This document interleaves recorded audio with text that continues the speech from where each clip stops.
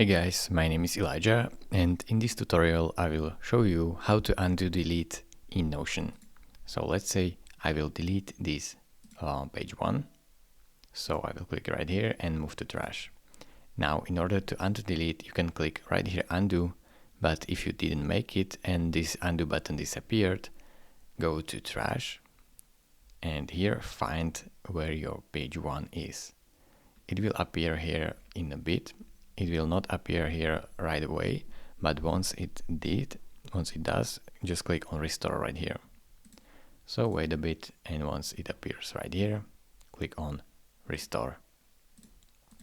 You can search for it if you want, page 1, in your trash, and wait while it appears and then click on restore. Thank you very much for watching. If this video was helpful to you, consider subscribing and liking this video, and I will see you in the next tutorial. Bye bye.